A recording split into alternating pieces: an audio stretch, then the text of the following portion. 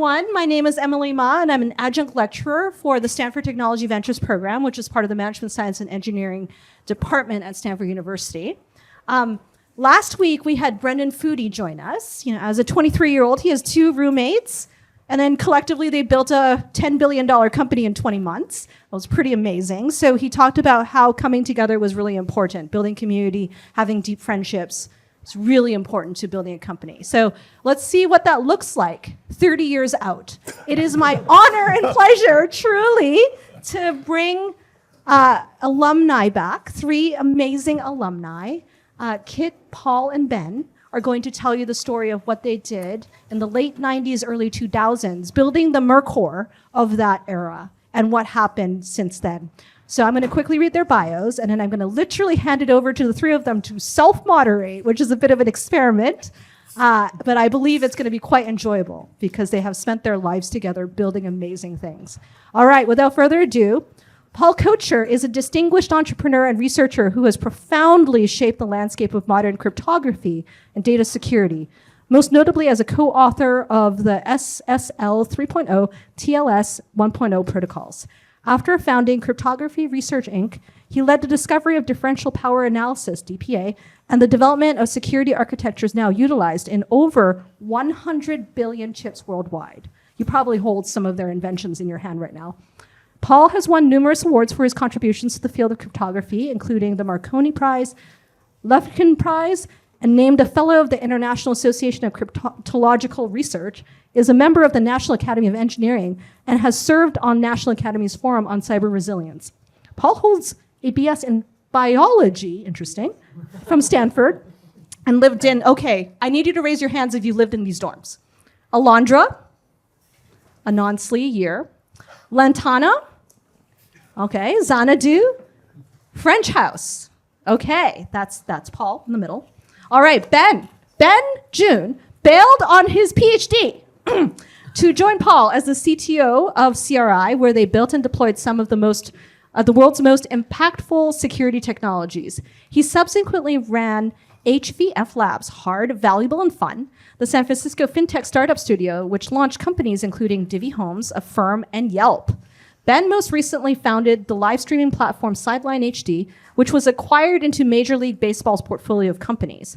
Ben holds a BS and MS in electrical engineering from Stanford and lived in, get ready, Gavilan, Lantana, Arroyo, East House, and he was a Mayfield Fellow, first class Mayfield Fellows. All right, finally, Kit to the far left. Kit Rodgers is the Senior Vice President of Technology Partnerships and Corporate Development at Rambus. He has held various senior management roles over 15 years there and currently leads the M&A, licensing, and corporate marketing groups. A key architect in transforming Rambus into the $10 billion semiconductor company it is today. Kit previously was CRI's first business person, joining Paul and Ben as a co-founder of the company, where he led the business activities at CRI until it was acquired by Rambus in 2011 for $342 million. Kit holds a BS in product design and an MS in industrial engineering from Stanford, lived in, okay, get ready, Branner, Cedro, Toyon, Rains, and was a member of LSJUMB, the rowing and football teams, and was also part of the first Mayfield Fellows class. So now I'm totally going to get out of the way and let them chat. Thank you so much for being here. Thanks,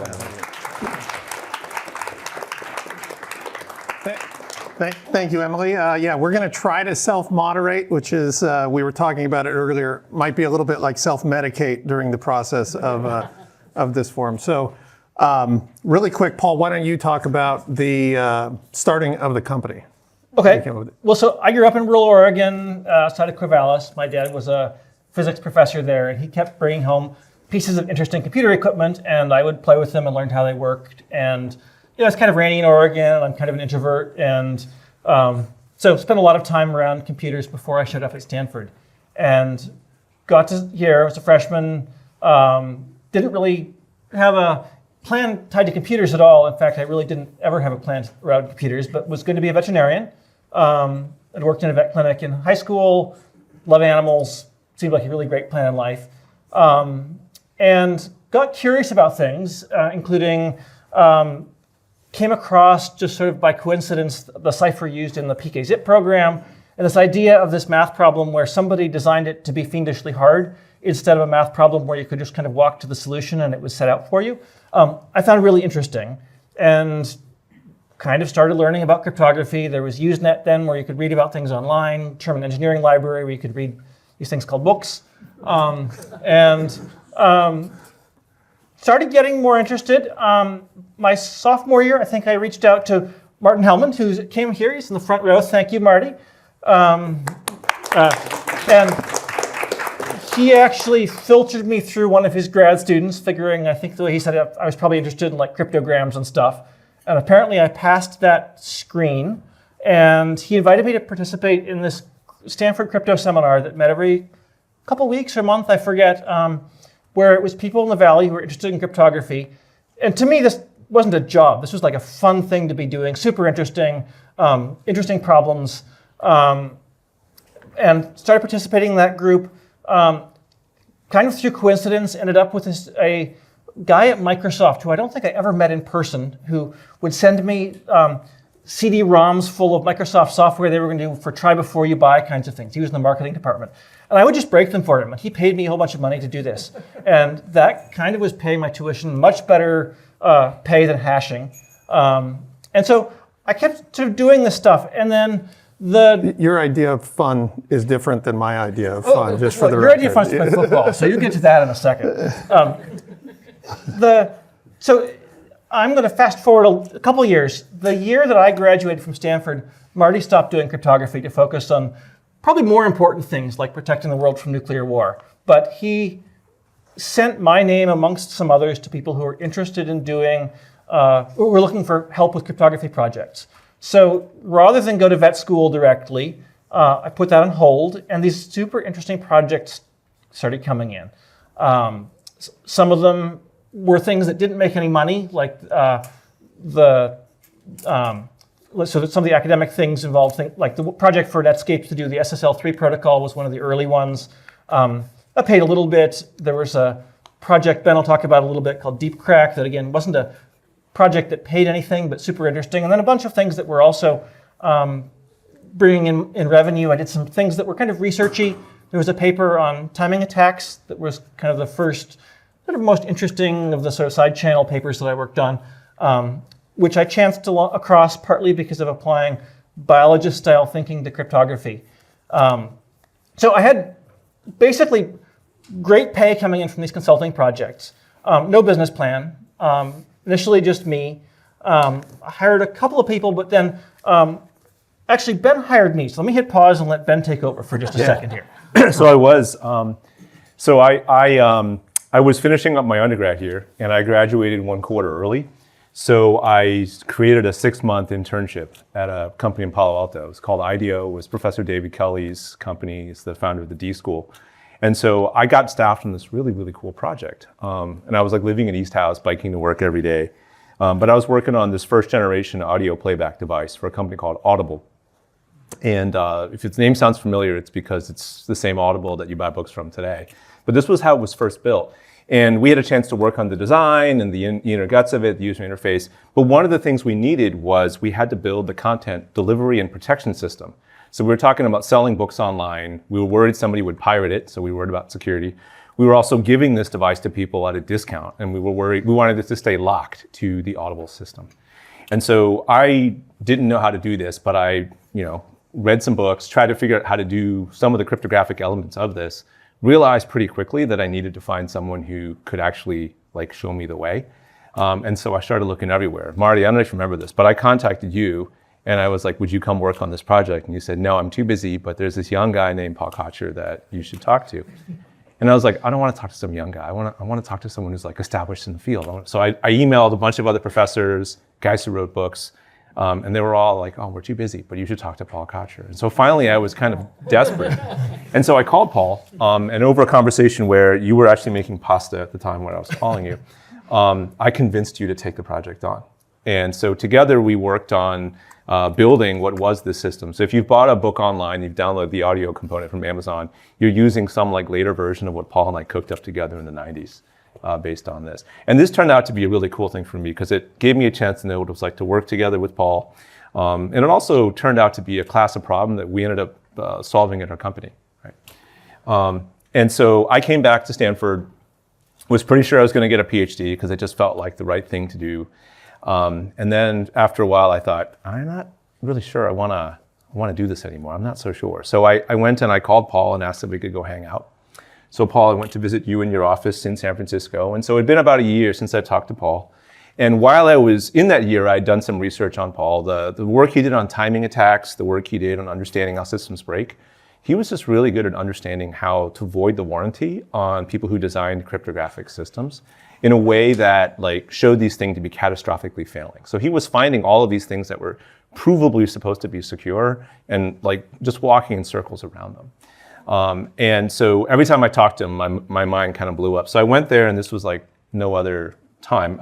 I show up, Paul has me sign an NDA, shows me a table full of payment devices. So these are basically smart cards with, I don't think we should do logos here, all the same logos that you expect for the cards in your wallet. So there's a table full of these things.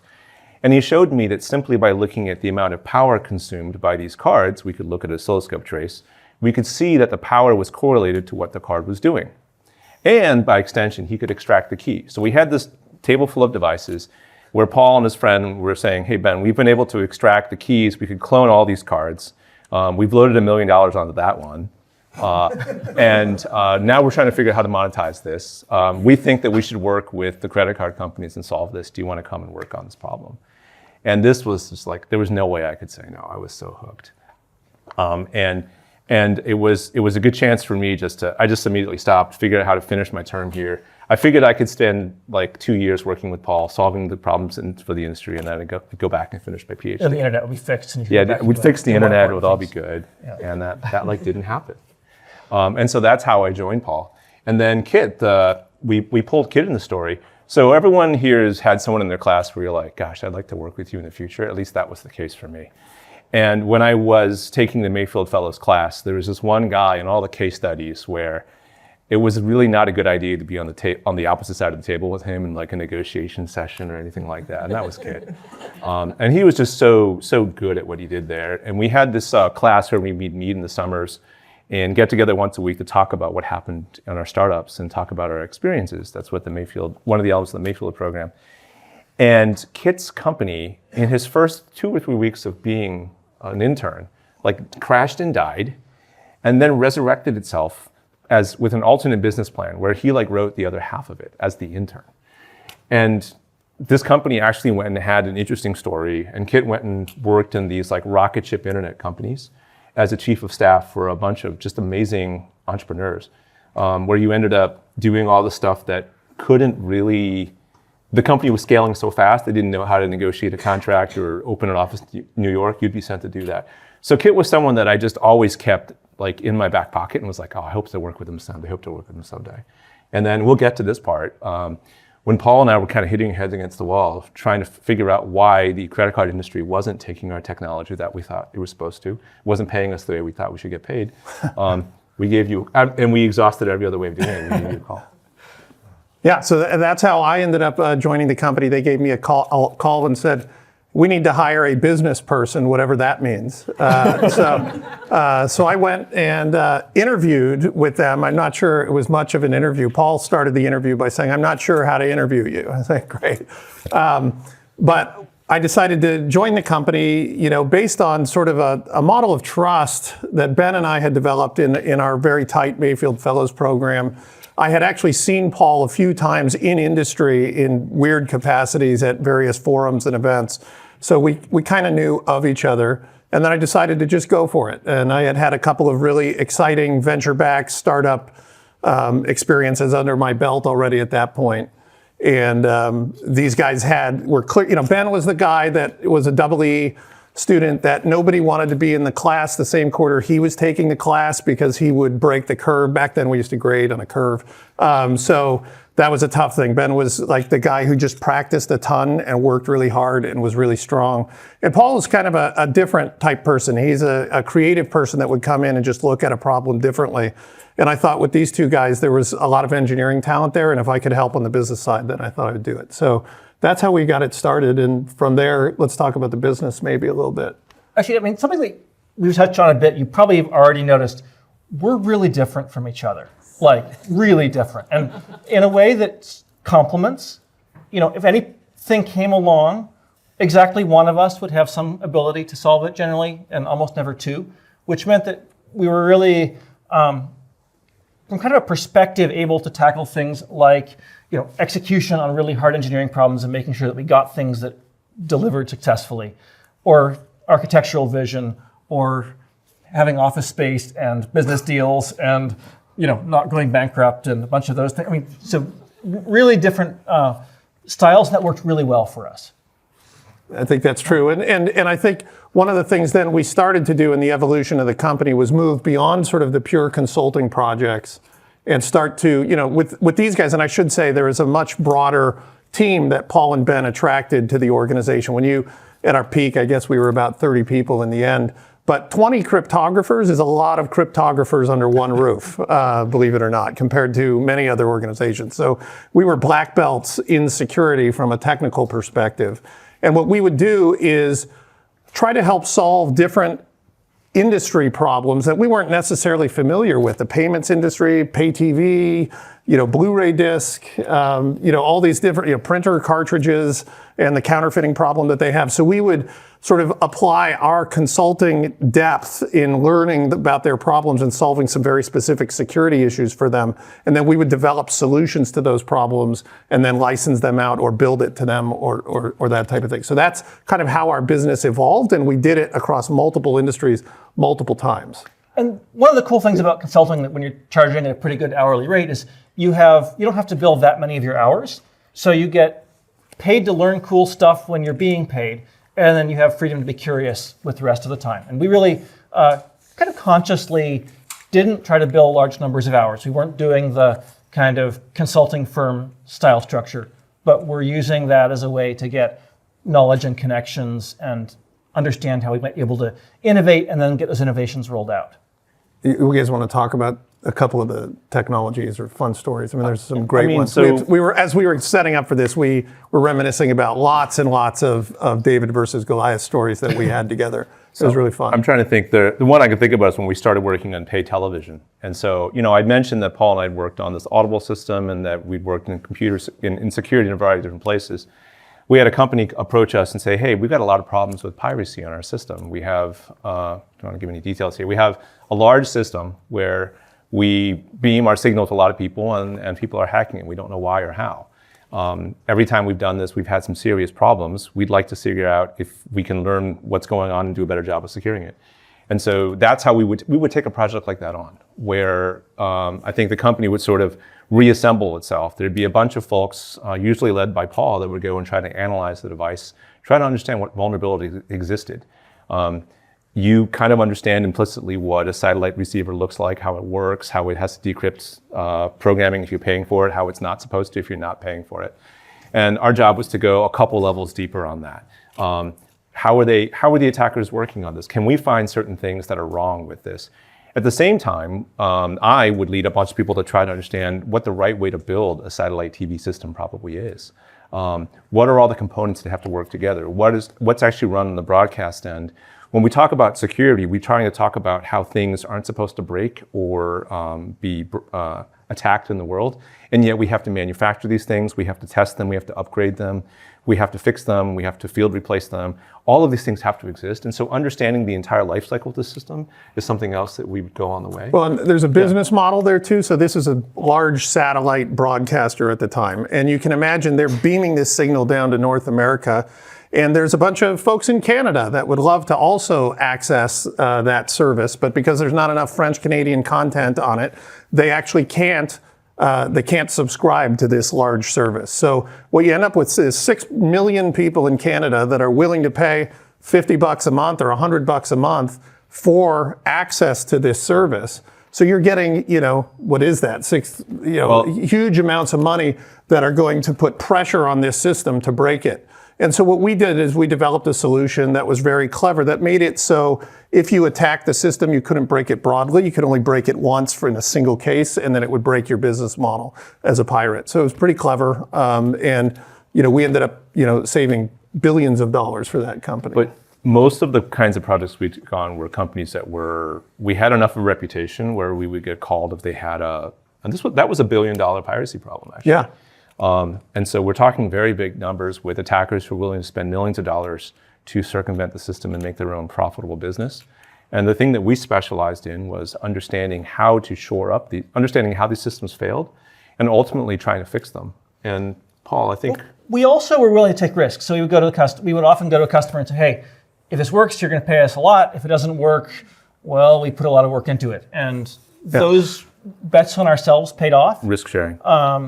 They probably caused Ben some ulcers and things. So, from a broad trade-off perspective, customers happy, we got the deal done, and poor Ben over here had to execute perfectly over and over again. So from a success perspective, it required creative business deals, required an architecture that was going to work better, and required execution. So without any of those three, and that's partly why there's three of us here. It's not totally a team project delivering on something like that. I mean, security was such an interesting business at the time too, because there were all these digital businesses that were starting to hit real scale, where we were relying on enforcement to occur inside someone's house, in a card, in your printer, in your postage meter. All of these things had to be secured, and they were built in ways that really weren't built the right way. They were built by standard engineers working on standard engineering principles. And it was Paul's ability to see what was, it was clear to see what was wrong. We'd find a problem. But Paul, there was something that you did that I don't think very few people can do, which is you ended up being able to re-architect some of these systems around managing risk so that we could build some sort of defensive system for these people. This comes back to team though. Like if I were here telling you all of the bad ideas that I had over the years that people on the team said, hey, that's not a good idea, let's keep working. First of all, he wouldn't be here, and it would be you'd think I was an absolute idiot. But when you have a bunch of really smart people around who trust each other, who execute well, and you filter out kind of the good ideas from the bad ones, it kind of looks like, oh yeah, this was a team of charmed people who kind of walked from one thing that worked to the next. So there's a ton of survivorship bias that you're going to hear in just a second when Ben tells you about some of the other projects he worked on, because the things that for example, other people on the team talked me out of, or I talked them out of, or whatever, we're not going to talk about. But why don't you talk about some of the other projects really quickly? So another business we knew nothing about, but was on printers. So a printer is a device that emits paper with ink on it, and you buy ink. Printers are sold at a loss. Almost every single printer is sold under a subsidy model. The manufacturer lost money putting that printer in your hands and is hoping that you're going to buy some number of cartridges over the life of that printer so that they can make their money back. This is deemed so important that cartridges have ink in them, but it's really not the ink that's special. They have security chips in them that actually force you to buy a certain kind of cartridge. You've noticed this, I'm sure. And one of the things that we recognized was that the technology people were using for this was woefully inadequate. They were trying to protect these very, very large business models with kind of security technology they co-opted from employee ID badges, things that didn't really make any sense. And the engineering side of us would look at this and go, this makes sense. They bought what they thought was the right part, but it didn't fit with this. And again, like you're all looking at me going like, printers, really? Yes, it's a huge business. I think at the time it was like a $40 billion business. Yeah. And so we were to the place where we realized, there's a different way. We can use the same technology we're using in credit cards, payment systems, and we can use some of those models to protect how these cartridges are actually communicating with the printer itself. Can we treat the cartridges as a payment system, not just as a repository with an odometer on it? And it was really Paul that helped us see that this was possible. And it requires looking at this problem that we can articulate in a very straightforward way, but thinking about securing it in a very different way. And then you would go and you want to talk about that first sale where we got that deal? I mean, look, we just, we would establish ourselves through these technical consulting projects and then come back and say, look, we think we can solve your problems. Here's how we would do it. And we're willing to bet our financial benefit on actually solving your problem. And that's a pretty compelling way to sell things, I think. We had some really fun other projects, but I want to move us ahead just for timing. I mean, we ended up developing a technology that became part of the Blu-ray disc format. And in order to do that, we needed to work with the movie studios. That was a whole different industry than any of us had been involved in before. So we started to go down to LA all the time and rub shoulders with Hollywood executives, which is a totally different crew of cats than the payments industry, for example. We had a box at Staples Center. Yeah, we had a box at Staples Center because that's where we could actually get work done and have some meetings with the executives down there. We flew to Japan every 3 or 4 weeks. Paul and I were joking. We used to share rooms because we didn't have, we were never externally funded. It was years before we'd spent more rooms in hotels with our spouses than with each other. I mean, it was sadly, that's true. Scores. But actually, I think that is an important point that I'd like to make right now that is different than probably many of the folks you'll see each week come speak to you.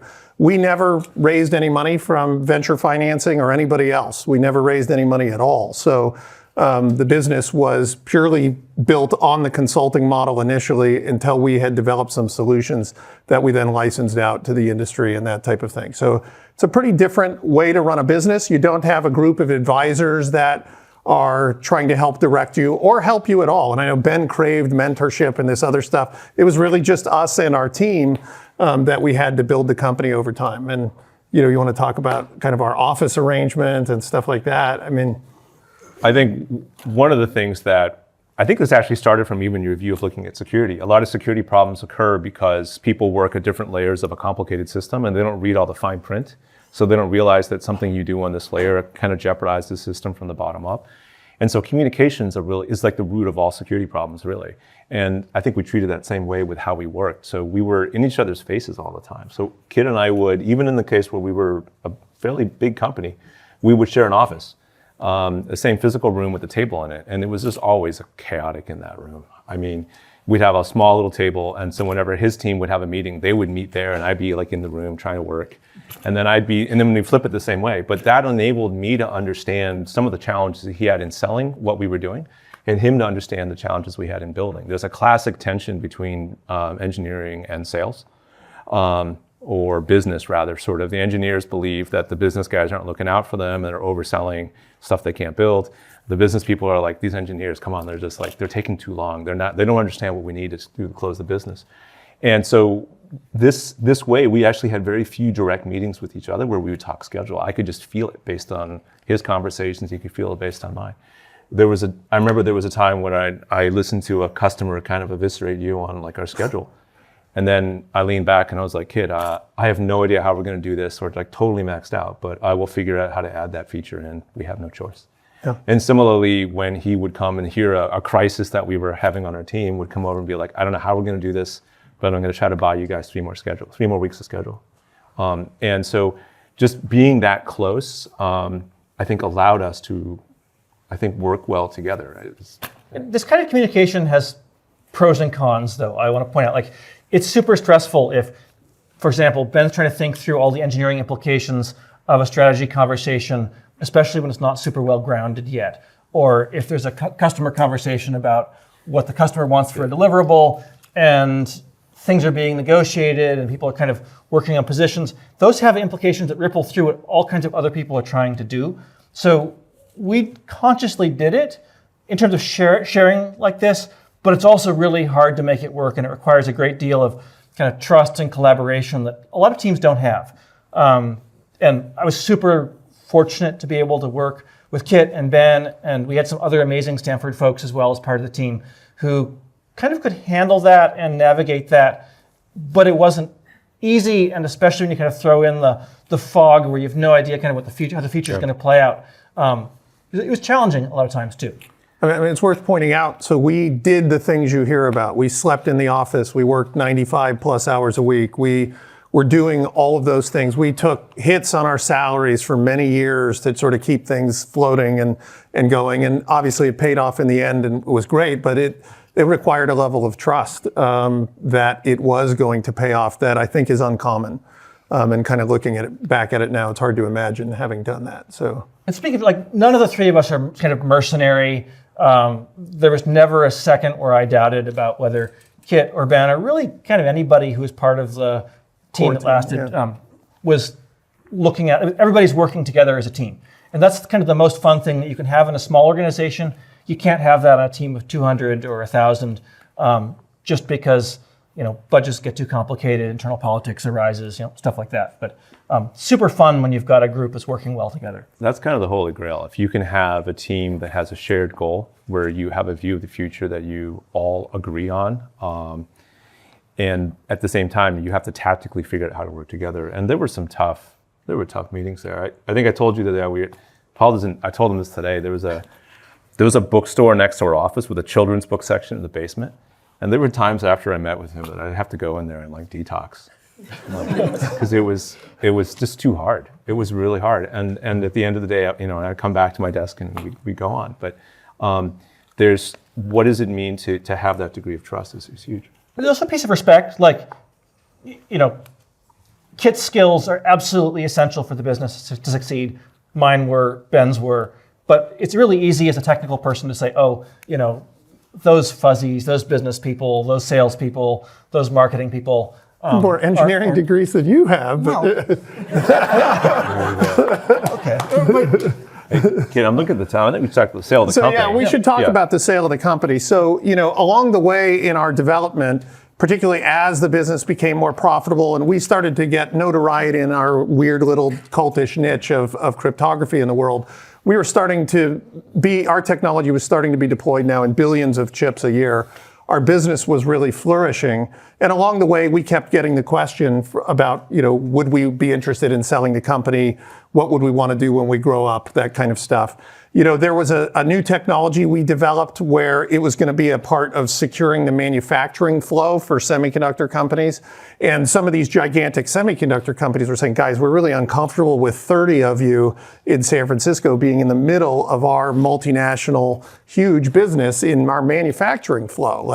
You need to be part of a bigger company. You need to, we just can't, rely on that. And so, basically what happened is a company approached us and said, hey, here's what we would talk about, buying you for in terms of a dollar value. And for years we had said, no. But this time the number was very big and it started to get a little anxious about it because even though we were making a great living by that point in time, you start thinking about everybody else in the company and the significant impact that it can have on their lives. And so we kind of did a couple of unusual things. We actually asked all of the employees in the company to vote on whether we should sell the company or not. We said yes, no, or whatever the management team decides. And everybody in the company, all 30 of us, said yes or go with what the management team is saying there. And if you looked at kind of the net present value of the business and how well we thought we could do over time, these numbers were still exceeding that. And I think you mentioned, Emily, $342 million plus the 50 we had in the bank. It was a nice exit for a company at that phase. But really, we wanted to scale the business, and in order to do that, we needed to find a bigger partner. We ended up finding Rambus, who's been great to us. I'm still there, and several of our teammates are still there working. Stanford company too. Yeah, they're a Stanford company too. Mark Horowitz and Mike Farnwell. Yeah. So they're professors at Stanford. Professors at Stanford, although they were long gone by then. But it really was about establishing that scale and having partners that we could continue to work with all of our semiconductor companies. We actually took a deal. This is an interesting point. We took a deal that was not the highest offer that was made to us, not even close to the highest offer that was made to us, because Rambus was willing to structure the deal in some interesting ways where we could take care of some of the employees that didn't have as much stock ownership. We felt like we had enough between the three of us, so we wanted to give some of those funds in a non-pro rata way to some of the other employees. And also there was this retention thing. Why don't you talk about the retention piece, which is really fun. Yes, so when we did the acquisition, we set up large pool of money, life-changing for each employee, with the arrangement that if they left the company, whether they were fired or quit, the money would go to charity. And if they stayed, they would get it. And this created no incentive to lay off the people who had large amounts of money coming to them, but also created no incentive for people to not keep showing up and doing a great job. And all in all, that worked great. Rambus went through some sort of unrelated to our business, some challenges right after the acquisition. There was no sense that my team, the team that was acquired, was in jeopardy from that. There was somebody who actually decided he wanted to pursue a PhD at Stanford, and some money went to charity, which was great. And that relationship, or that structure where if there is disagreement about how funds should be allocated, that it goes to a neutral, beneficial third party, I think should be used way more in deals of all kinds. And I've actually used it a few times since then, so professionally, it's really good. Emily, I want to be sensitive to time and Q&A. Well, you could go forever. This is amazing. Okay, as we set up for Q&A, I'm going to ask you a question. I'm going to queue up something for the students, which they will know what to do. But I'm going to ask you a question to wrap up this section, which is, if you could go back in time and share something with a 20-year-old version of yourself, what would you tell the 20-year-old version of Kit? What would you tell the 20-year-old version of Paul? What would you tell the 20-year-old version of Ben? Because that's the average age of the classroom here. I mean, that's the time to take a risk. I mean, I'm glad I took the risk at that time. It's hard to imagine doing it now, for example. But I think the thing to look for is to find partners or a group or an initiative that means something more than just solving the next fad or the hot buzzword of the day. And I had recognized with these two gentlemen that they were the best in their field of the people that I knew in my network at the time. And they had found some really interesting technical problems to solve. And that was kind of enough for me. So. I think that for me, I want to highlight the importance of the journey. There's always that feeling like you're trying to get to some destination or you have a goal in mind. But the goal is certainly not money. It's a useful tool for doing certain things, but tools aren't goals. It's not the acquisition. It's not a venture funding round. I viewed cryptography as a fun hobby, and it turned into a really great career. But if I had, it wasn't that I was out seeking a business model. It was just more that I was doing fun things and that worked. And there's a lot to be said for that. And going to a thing you don't like and working hard on it to make it happen is possible. And I've got a lot of friends, I won't say lawyers only, but certainly a number of them are lawyers who've kind of followed all the rules and worked hard to make partner and kind of scrambled and then kind of woke up at 50 or 60 and didn't really love what they were doing. And it doesn't mean everybody in law has that experience, but just because everybody's going into AI or everybody's going into one thing or another, that might actually be reason to go somewhere else if that's not your thing. And but also pivoting around. Biology, I'm a failed vet, and it worked out great. So I did have a plan, and I was working on it, but it wasn't where I ended up. I think what I would have told myself is I was worrying about what if the right thing to do was, and including what my parents would think in all the mix. And I think the thing I would say is you have a chance to make the world that you want it to be. You don't need to start a company necessarily, and you don't even need to succeed as a company to do that. There's many follow-on effects that come from choosing to make the world the place that you want it to be, amplifying what you think is right, working on what you think is just. And if you are thinking that way, the rest just kind of works out. I'm going to amplify on what Ben said there a little bit. There's been a bunch of Stanford startups where words like lethality and surveillance are part of the business model, and to me that stuff's super creepy. And putting your time into things like that, I would encourage you to not do, even if you see a business model there, or if you see a friend doing that. Your job is to talk them out of it. And technology is it's a tool that can be used for. It's technically agnostic, but in almost every application of it, it's very clear which way you're using. It's very clear what you're doing. Sorry. Yeah, and don't talk. And if you can rationalize anything, but try not to do that. And we were lucky in some ways in that security is kind of clear. Usually, the defense is the place you want to be focusing in almost all situations, and we generally didn't have to make that many of those decisions. But there were a number of industries we consciously avoided. Didn't seem right to be working there, and there were plenty of green pastures to work on. So. Encourage you to all know who you are and make sure that what you're doing is true to that. I'll ask a Oh, please. Great, Mark.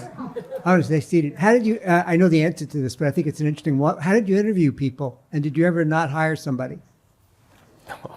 Well, you're referring to a rule that we established at some point, which is, so the question was, how did we hire people? How do we interview people? We had kind of a no jerk rule, and I'll use the G-rated version of the word here. So we wanted to hire people and work with people that we wanted to be around. And that was true at every level in the company. So, including my assistant who's still with me. It's been 26 years we've been working together. And if people, when they came in for an interview, didn't treat her great, they were a no hire for us from the beginning. So, we kind of established a level of camaraderie and decency that we expected everybody to adhere to. So We also hired younger, less experienced, but ambitious, really smart, capable people over people maybe who had actually done the thing that we were trying to do. Job offers included generally below market salaries, and then we had a bonus structure, which was the annual bonuses will be kind of whatever money's around, and Kit, Ben, and I will decide what those would be. There was no formula, but after a couple of years of that, there was a lot of trust that was established where people saw that was working fine. So trust became a really, really important part of kind of what made the organization function. And it worked really well, surprisingly. I mean, it wasn't one where there was like a formula for people who were selling things based on how much their quota. There was no... I would say we've tried to put the well-being of the rank and file ahead of ourselves on many occasions also. So that was a part of it too. But when you guys were talking about how you'd kind of be like arguing in a room, often late into the night, when I think about my like limited employment history, my favorite teams have been the ones where you felt like you could kind of argue together kind of passionately, but then leave and not hate each other and like be willing to come back. Do you guys feel like there was a way that you could know that like the three of you would be able to do that until you got into the heat of the moment? I mean, you had mentioned finding the best in the field, but it's like I've seen partnerships even like in early stages of a startup like dissolve because of we've seen it too. Differences. Like when did you guys know, we can be around each other more than our spouses and it's going to be okay? Like, is there a way to know that before you're in it? We didn't have spouses at the beginning, but I mean, I think for me, one of the things that was helpful for me to think about when I would talk to Paul or Kit, and I'm going to use Paul a little more directly, because some of this is like brainstorming. And I would say for my colleagues, around a third of what they're saying is dumb. Like it doesn't make any sense, or like they're missing the full picture, it's not going to apply. It's crazy. Dumb's not the right, it's crazy. So crazy it's not going to work. A third of what they're doing is genius, like really, really genius. And it's a very different way of thinking. It requires that I sort of put my feet in their shoes. It requires saying no to some of the engineering intuition that I've been taught here. It requires thinking differently, right? And then another third of it, I don't know. And so I view these conversations when they're healthy as like trying to figure out what bucket these thoughts are in. And then of course, we're all voting together. So there's like this collective thing. And sometimes I find that more helpful than saying like, we're going to have tension, because that is draining for me, I think, more than my colleagues. But that's how I think about it. There's also a piece of kind of respect and shared work. So, I would have, I took the most interior, least the worst office space for myself. I was there working late at night, making things happen. So there wasn't a sense of here's the management and here's the people who are doing work. So that meant, I think, a bit when there was a technical conversation, it kind of did stay on the difficult merits and different opinions and different conflicting ideas, but it wasn't one where there's ever doubt about broadly the person's intentions or commitment to making the project successful. But some people need to go home and think before they can tell you you're right or wrong. And you just have to make space for that too. So it's not like we had this great kumbaya moment all the time. We'd have to But the burying of ego was an important thing, and you were great about that, right? It's a big thing. Like a balance of like the empathy and humility, like empathy for other people's style of thinking, and then humility. Yeah, it's uncommon. As we've been in the world since then, we still reflect with one another that it feels uncommon. Pain tolerance is part of it too. Yes, for me in particular. Okay, we have a small flood of questions coming, and We'll go let's check that the microphone is on. And since we only have 3 minutes left, maybe we could keep the answers short. Okay, We yeah. could Rochambeau who answers it and keep it short. So we're going to try and get through all 4 people. Please go ahead. Oh, I don't know if the. Sounds oh yeah, good. it is on. A little bit of a quirky question, but I've done a few things in security and related to like cybersecurity and stuff like that. And one of the common things overall in the field is like, the more you learn about it, the more skeptical and concerned that you get about cybersecurity and all that stuff. So I want to ask, what is, for Alter Review, what is a piece of technology that you may or may not use in every day, but it's a fairly common piece of technology that you are skeptical about? I'll let you do. Yeah, you you go say just one. Software. Do you have a specific one? Just broadly skeptical. I mean, Okay. human error is the colossal problem. AI error is going to be the next part of that. And our business was around largely trying to figure out ways to manage the risks of excess complexity. We'll chat more offline if you want afterwards, but I'm happy to continue that conversation. you. But Mic check? Yep. Oh, hello. I recently read about the concept of harvest now and decrypt later. And I was wondering, organizations are very slow to adopt solutions to long-term problems.